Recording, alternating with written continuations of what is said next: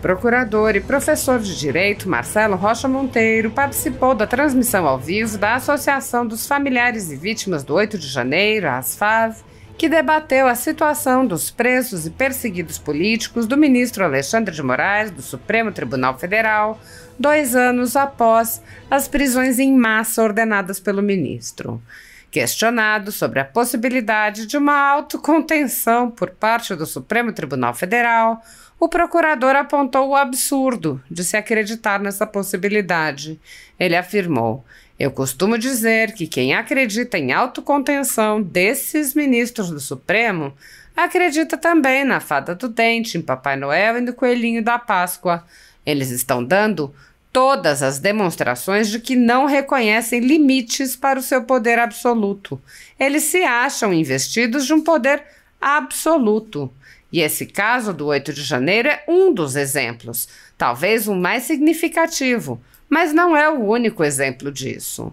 O procurador explicou para o público leigo como funciona um inquérito e mostrou como os procedimentos utilizados pelo Supremo Tribunal Federal estão completamente descolados da previsão legal. Marcelo Rocha Monteiro explicou que, normalmente, nos inquéritos, o juiz só participa do inquérito para avaliar pedidos feitos pelos órgãos investigativos, decidindo de forma isenta se o direito individual pode ser afastado no interesse da investigação.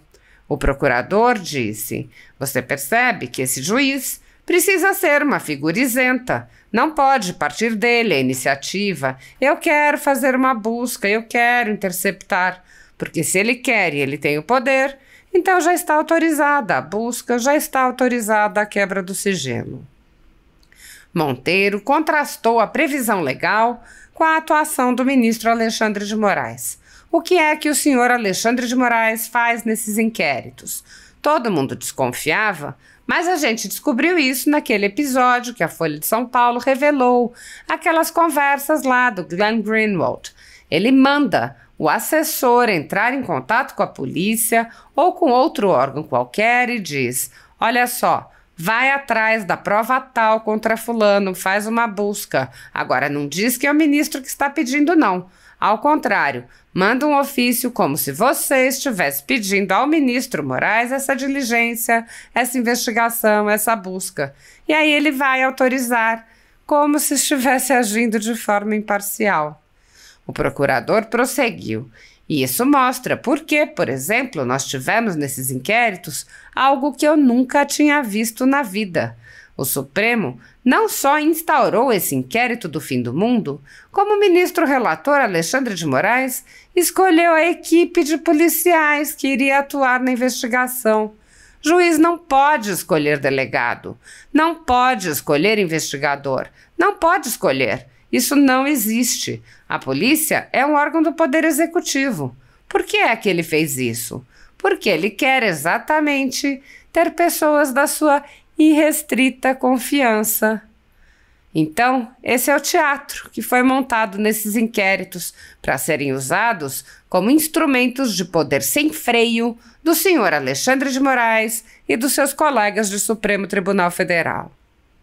Doutor Marcelo, muito se coloca que o Supremo fará uma autocontenção em algum momento, ou que os ministros, esses que estão sentados lá, estão com medo, estão preocupados, estão em pânico. E quando eu olho a realidade, ainda mais essas pessoas aí que estão nessa situação, essas 2.000 pessoas, eu olho e falo: meu Deus do céu, né? Então, o que o senhor pensa a respeito, diante da lei, aí, dessa autocontenção do Supremo? O senhor acredita que isso virá? Olha, eu costumo dizer que quem acredita em autocontenção desses ministros do Supremo acredita também na fada do dente, em Papai Noel e no coelhinho da Páscoa. Tá?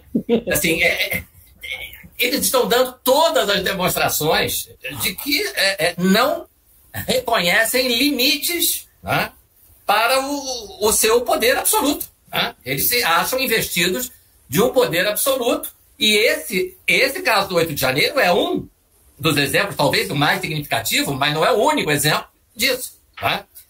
Esses inquéritos inconstitucionais instaurados pelo Supremo, eles têm...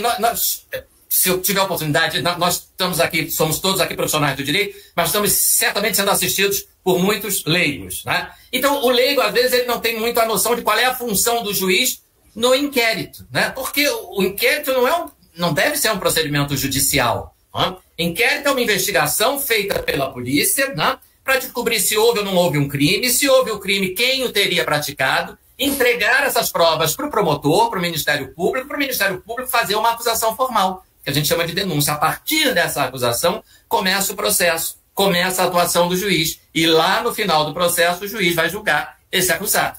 Tá? E aqui no inquérito, que é antes do processo, qual é a função do juiz? O juiz só tem no inquérito a função de, em determinadas situações em que a polícia, para investigar determinado crime, precisa, por exemplo, quebrar o meu sigilo bancário, interceptar a minha conversa telefônica, entrar na minha casa para fazer uma busca e apreensão. Nesse tipo de investigação, a lei exige que um juiz, de forma isenta, avalie. De um lado você tem o interesse da investigação, do outro lado você tem o seu direito à privacidade, o seu direito à inviolabilidade do lar, ao sigilo da conversa telefônica. Então esse juiz avalia, a polícia quer entrar na minha casa para fazer uma busca. Eu não quero, eu quero ter a minha inviolabilidade domiciliar preservada. Chama o juiz para ele avaliar quem tem razão. Aqui se justifica? Justifica. Então ele autoriza a busca e a apreensão. Aqui não justifica, ele não autoriza. Tá? Então daí você percebe que esse juiz precisa ser uma figura isenta. Não pode partir dele a iniciativa. Eu quero fazer uma busca na casa do Marcelo. Eu quero interceptar. Porque se ele quer e ele tem o poder, então já está autorizada a busca, já está autorizada a quebra do sigilo. Tá? O que é que o senhor Alexandre de Moraes faz nesses inquéritos? Tá? Nós descobrimos, todo mundo desconfiava disso, mas a gente descobriu isso naquele episódio da Folha de São Paulo, que revelou aquelas conversas lá o Glenn Greenwald, revelou, né? Ele manda o assessor entrar em contato com a polícia, né, ou com outro órgão qualquer, e diz, olha só, vai atrás da prova tal contra fulano, faz uma busca na casa. Agora, não diz que é o ministro que está pedindo, não. Ao contrário, manda um ofício como se você estivesse pedindo ao ministro Alexandre de Moraes essa diligência, essa investigação, essa busca, e aí ele vai autorizar como se estivesse agindo de forma imparcial. E isso mostra por que, por exemplo, nós tivemos nesses inquéritos algo que eu nunca tinha visto na vida. Não sei se o desembargador Sebastião já viu. O Supremo não só instaurou esse inquérito do fim do mundo, como o ministro relator, o ministro Alexandre de Moraes, escolheu a equipe de policiais que iria atuar na investigação. Juiz não pode escolher, delegado não pode escolher, investigador não pode escolher, inspetor. Isso não existe. A polícia é um órgão do Poder Executivo. Por que ele fez isso? Porque ele quer exatamente ter pessoas da sua irrestrita confiança, porque ele vai falar para essas pessoas, eu quero que vocês investiguem fulano, eu quero que vocês juntem prova contra Beltrano, eu quero que vocês façam uma busca na casa do Alan dos Santos, mas eu quero que todo mundo pense que são vocês que querem e que estão pedindo para mim, apenas para que eu autorize e eu faço de forma imparcial. Então esse é o teatro que foi montado nesses inquéritos, tá? Para serem usados como instrumentos de poder sem freio do senhor Alexandre de Moraes e dos seus colegas de Supremo Tribunal Federal. Mais de 2.000 pessoas foram presas em massa a mando do ministro Alexandre de Moraes, do Supremo Tribunal Federal, com a colaboração do Exército Brasileiro, sem provas nem indícios de crimes e sem o menor respeito a direitos humanos ou ao devido processo legal. Centenas dessas pessoas passaram meses a fio presas e só foram libertadas com medidas cautelares excessivas e arbitrárias, muito piores do que as que são aplicadas a pessoas condenadas por crimes graves. Milhares de famílias continuam sofrendo com as restrições às suas liberdades e seus patrimônios. Tudo sob o olhar complacente do Senado Federal. enquanto cidadãos comuns ficam sujeitos a medidas abusivas, autoridades do governo Lula envolvidas nos fatos do dia 8 de janeiro seguem livres, leves e soltas. O general G. Dias, por exemplo, era o ministro do Gabinete de Segurança Institucional, era responsável pela segurança do Palácio do Planalto e foi filmado no interior do palácio interagindo com os invasores.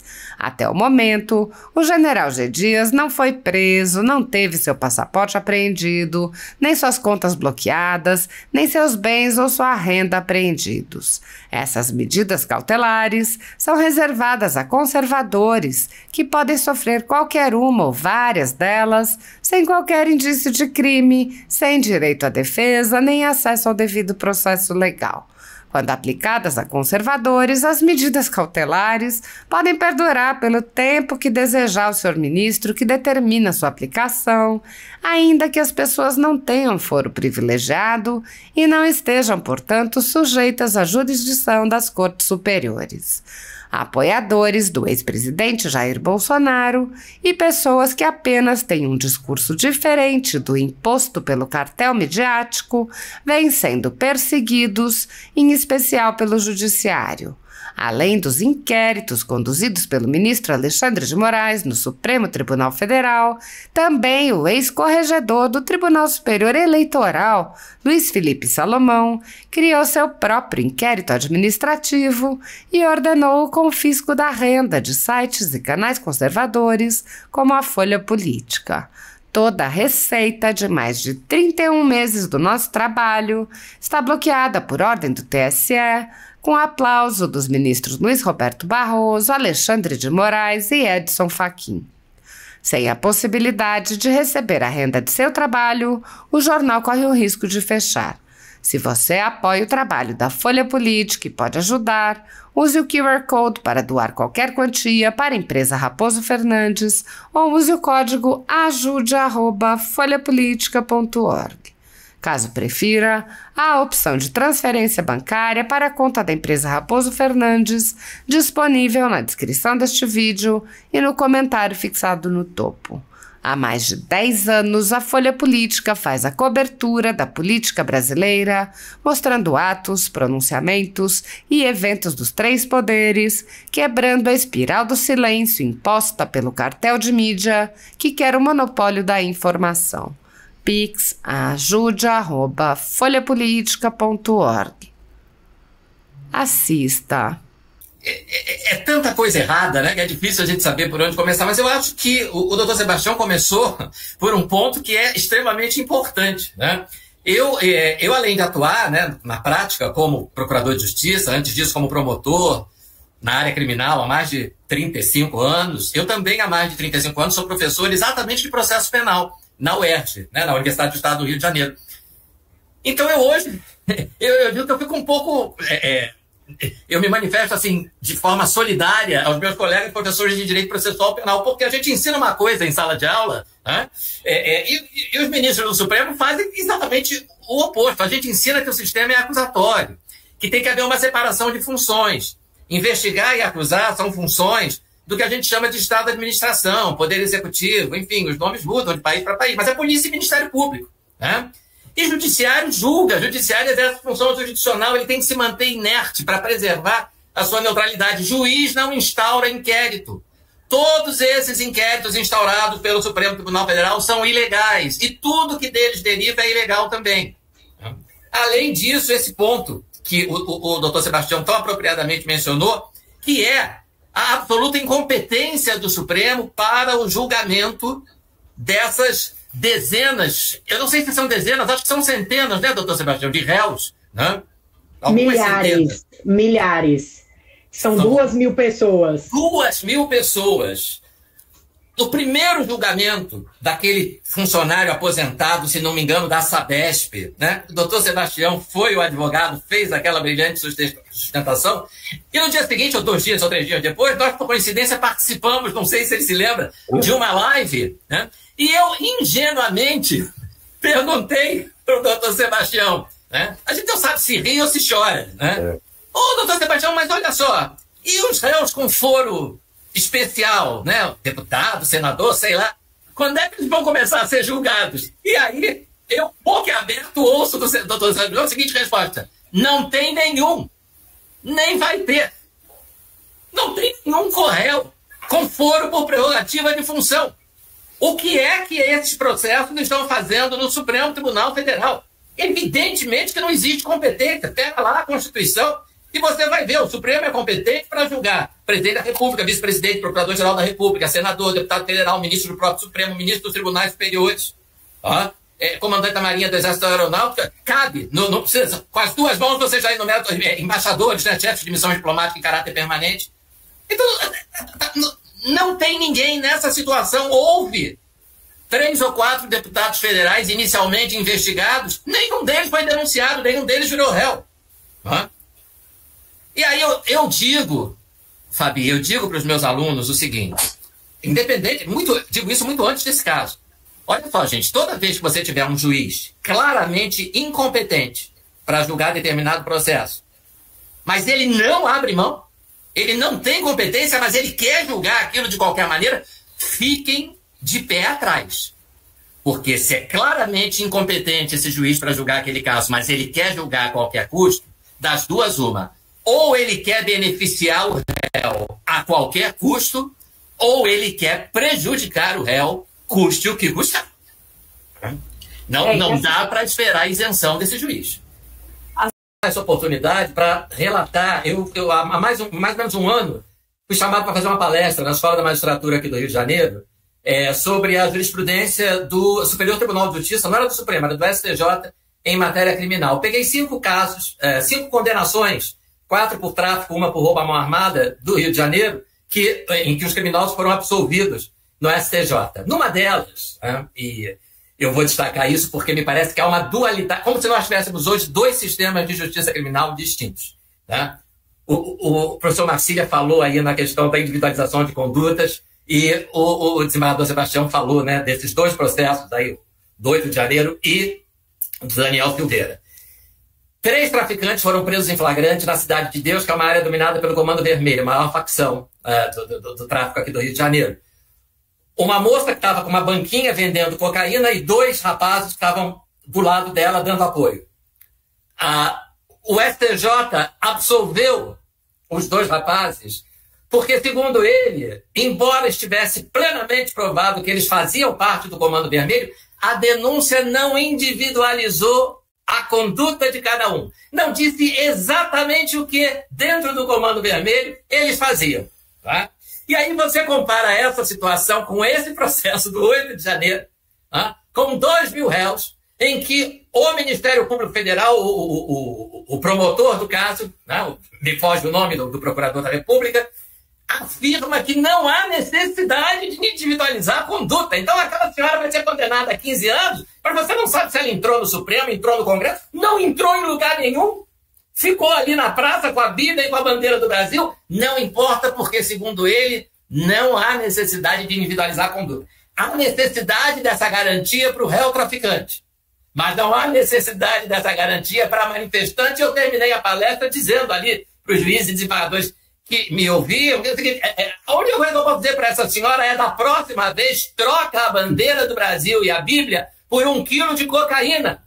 E a senhora vai ser tratada com muito mais consideração pela justiça brasileira. Tá?